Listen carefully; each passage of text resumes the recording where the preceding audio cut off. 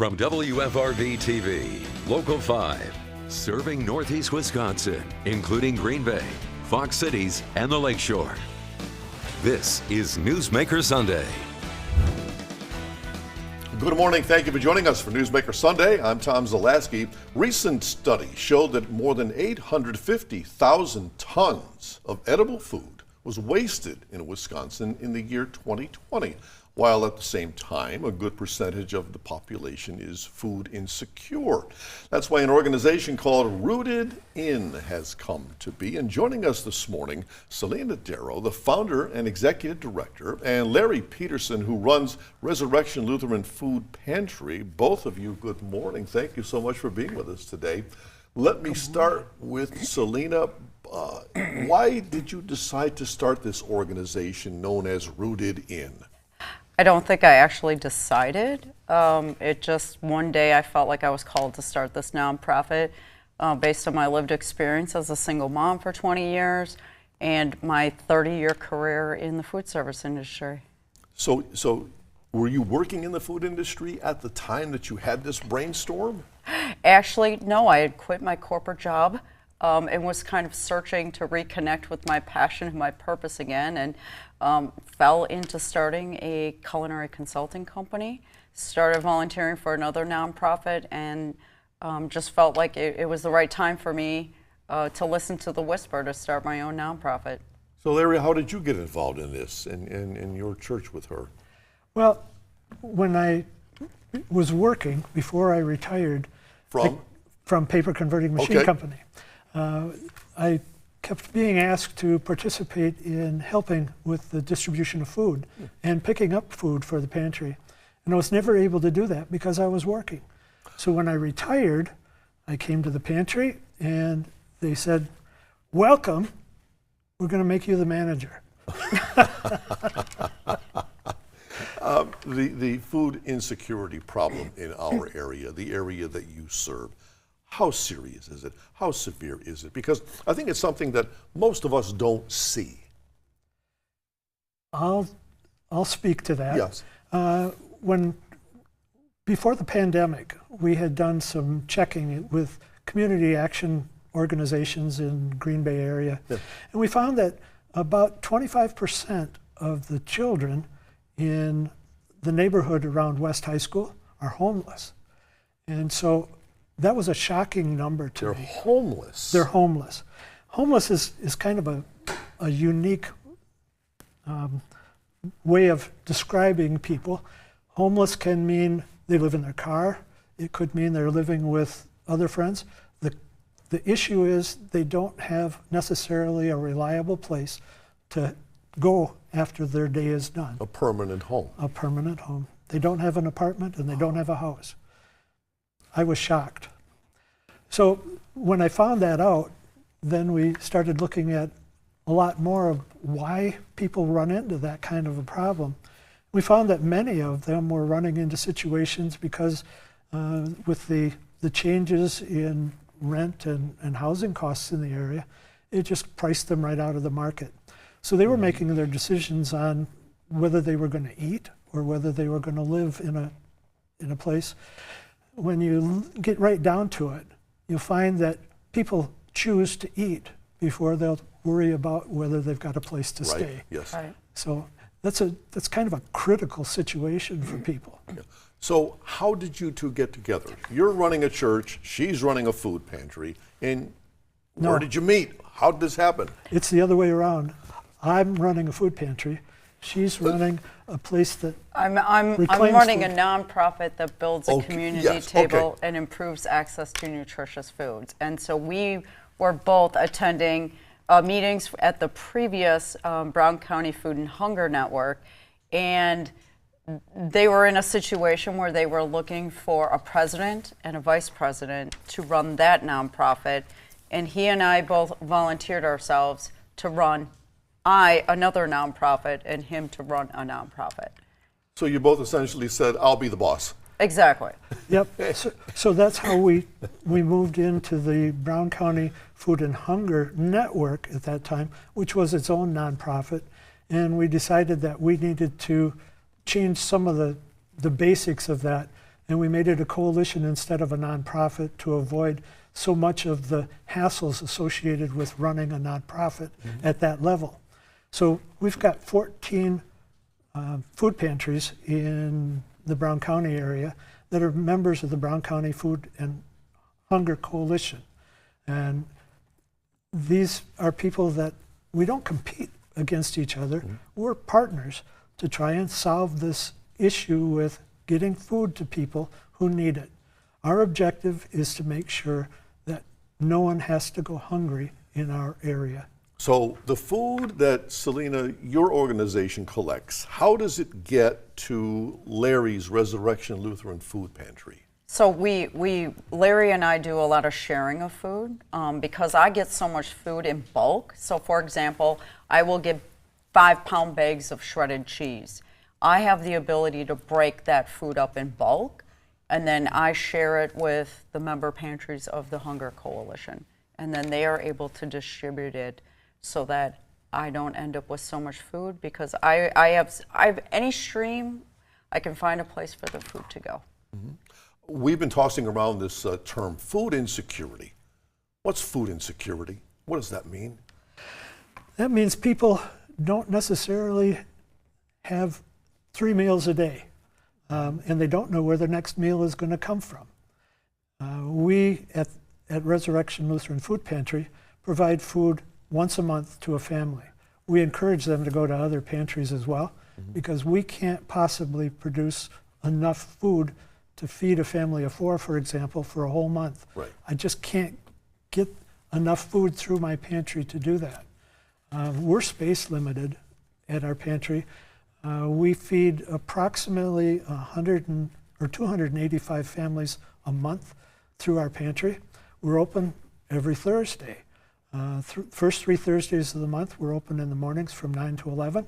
And then for those who do have jobs, we're open in the evening on the remaining Thursdays from 5:30 to 7:30. We have much more to come with Larry and Selena right after this, food insecurity and what's being done about it. Stay with us.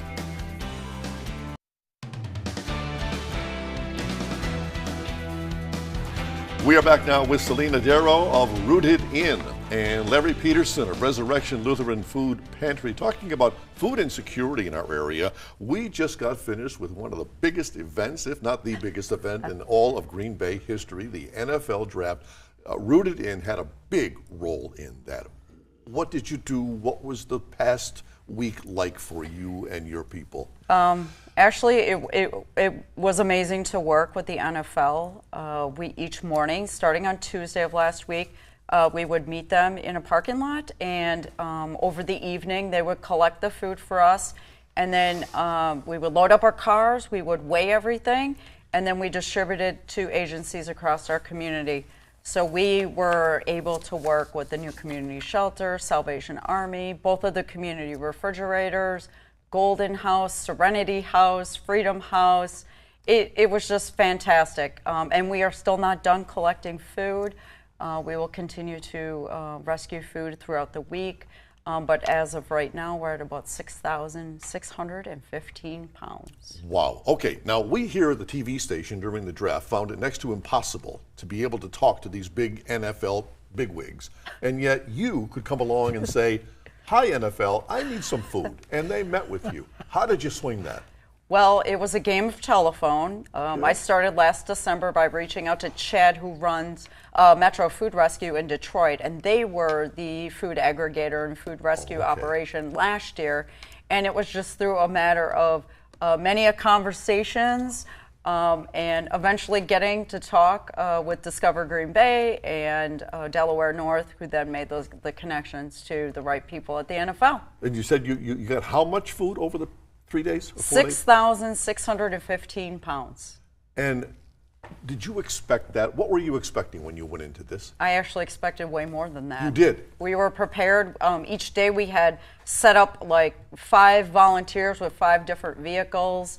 We had all of the preparations ahead of time set up with the agencies. So yeah, we were ready for whatever that they had for us, because, you know, it's the food in our community. Getting access to the food isn't the problem. The problem is getting the food from point A to point B and making sure that the food at various locations in our community, like restaurants, caterers, vending machines, there is a lot of food where we are filling that gap to be able to rescue that food and get it to people who are hungry in our community. Now, they had some pretty good stuff at that draft. I was there for 3 days. They had some fabulous food, not just the restaurants, but also all the food trucks. Right. So what did you get that you were able to give to Larry's place? What did they give you? Oh gosh, like chicken, rice, a lot of salads, a lot of boxed lunches, fruit, oh gosh, a lot of wraps, soup, pasta, you name it. And was this every day? It was every single day. Why was it every single day? Why was it left over? Why didn't they just hang on to it for the next day? Food safety issues. They had couldn't. Yeah, and they needed to prepare for each day for meals ahead of time with the catering staff. So, without us rooted in being able to come in and take that food and get it into our community, there really was no other solution besides throwing it away. Okay, so you're not dumpster diving here. No. You were, but it was impossible to drive around. We had to have shuttle services, and yet somehow, how were you able to get from each food distributor to get your stuff to bring back to Larry's place? So the catering staff within the draft zone, they did all of the aggregation of the food. Oh, they got it into one location in refrigeration overnight, and then they popped it all on a golf cart and drove over and met us off-site, so we didn't have to be credentialed, and then we made the exchange off-site. And so did the stuff immediately go to you, Larry?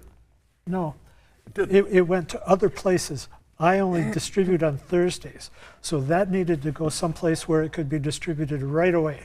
Right, but Larry will be getting several 100 pounds of cheese from me later this week. All right, so you didn't get cheated completely. You're getting something out of her efforts. It's never cheated when we get food. That's right. We have much more to come. Please stay right there.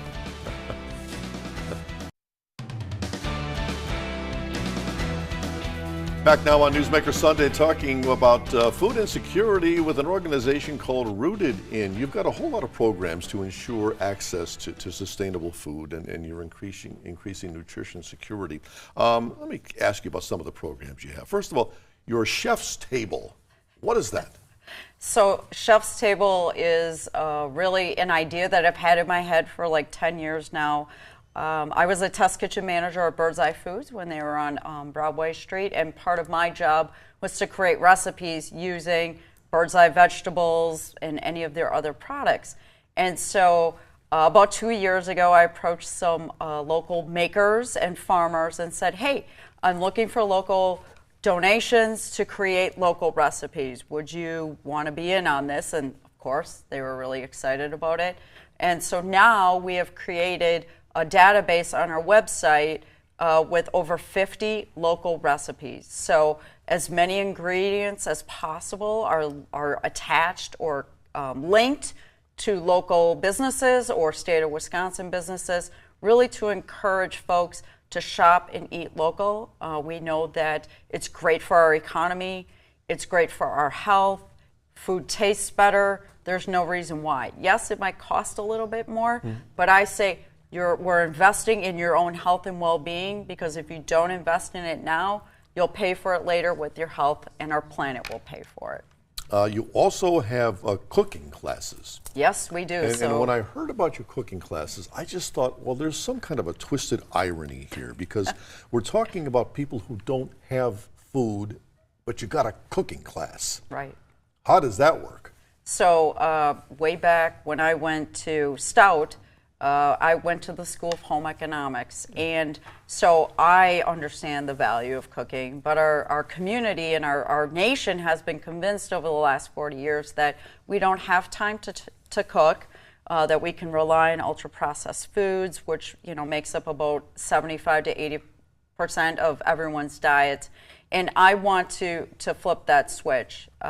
We can give people the fish, but if we give them the fishing pole and give them the tools and the techniques to really understand what cooking is, it's learning how to use a knife, it's having the right tools in your kitchen, it's creating recipes that nourish yourself, your cravings. I mean, we all eat for comfort, but we can also there's a balance there as far as intuitive eating principles are concerned.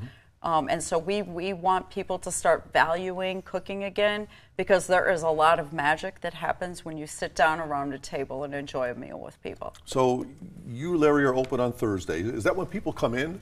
Yeah. People come in to get their food on Thursdays? They come to our pantry on Thursdays to pick up food, yes. Okay. What's the general reaction? What kind of reception do these people get? Do they look and go, wow, they have this? Before the pandemic, we used to let people come into the pantry. But at that time, we were serving about 135 families a month. Yeah. Now we're up close to 300, and the whole pantry building is pretty much used for as a warehouse now.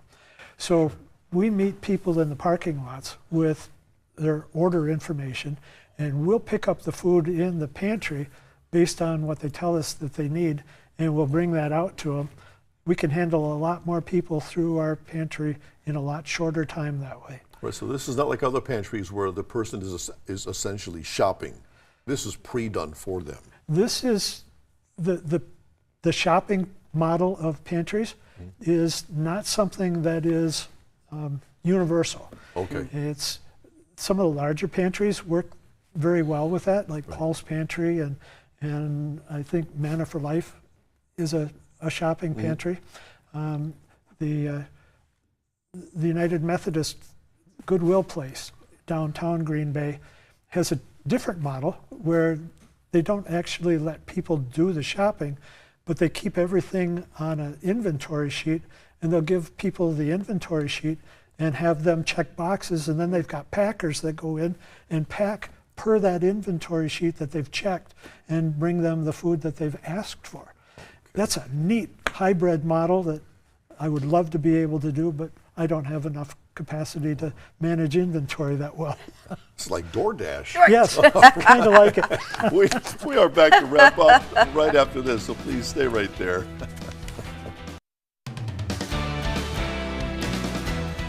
We continue our conversation on food insecurity. Want to do like a lightning round here. You've got so many programs going. You've got a garden. Well, We've got a garden. You've got a garden. They have a garden. All right. Yes. Is it in? Have you planted? We're going to be planting it probably in the next week. We have the area behind the church. We've chewed up all the lawn behind it and put in a garden so that we can bring fresh fruits and vegetables to the people who use the pantry. We've also partnered up with a local farmer who brings us food. We need to provide them with harvesters. He's not too bad at planting, but he's retired and his body doesn't work as well as it used to. And now he needs harvesters to go out and collect the food for us. And you're happy to do that? I'm happily working on that to get that in. Tell me about your pop-up food pantries. Oh, so we started doing this last summer. So starting May 13th, our office is located at Trinity Lutheran Church on Broadway Street. And we set up a pop-up pantry outside. So like Larry was describing, you have a traditional model where bags are pre-packed of food. Yep. I set up some tables and I put out fresh produce. We're a recipient of the Farm Fresh Food Bucks from on Broadway again this year. So we shop the farmers market for local produce, and then we put out cheese and yogurt, and any food that I have is put out, and guests are free to come and choose. What I personally love about that is it gives me an opportunity to talk to people. I once was, someone who struggled in poverty, had to make really hard decisions about where I was getting my food, and I always ask people, what is your name? How are you? And what else can I do to help you? And I can tell you that it is a game changer, because everyone in our community should feel like they're a part. That everyone, we always say it rooted in we have a community tables for a reason. It's a round table because everyone deserves a seat at the table, and it's okay to ask for help. I did not, get this far in my life and overcome so many challenges without asking for help. And we are there to offer that to our community, using food as the instrument. How can people help you? Do they give you food? Do they give you money? And if so, how? For me, food is great. We are asking the community through our Neighbors Nourishing Neighbors program if they want to plant part of their garden, their entire garden, a row in their garden for us. We will come and harvest. Financial donations, they can make those on our website. They can reach out to me. Volunteers are a huge part of the work that we do at Rooted In. I'm blessed to have a group of over 100 volunteers. In the last year, they've given over 5,000 hours of their time, and I couldn't do my job as the executive director without the support of my community. And what's the website? How do they physically get this stuff? www.rootedininc.org. We're on Facebook, we're on Instagram, and we're on LinkedIn as well. You're doing God's work, both of you. Thank you. Thank you so much. Incredible, and it is just overwhelming the amount of food you're dealing with, the amount of people you're dealing with, and this is not a handout. This is temporary for people. This is just to get them to that next step. That's right. Yeah. 100%. All right, both of you, thank you so much this morning. Thank you for your time. All righty. Thank you for having us. If you have a newsmaker in your town who you think we ought to have on this program, let us know about it. Send us an email to tips@wearegreenbay.com, or you can message us on Facebook. And be sure to join us once again Sunday morning at 7:30. Until then, have a great day.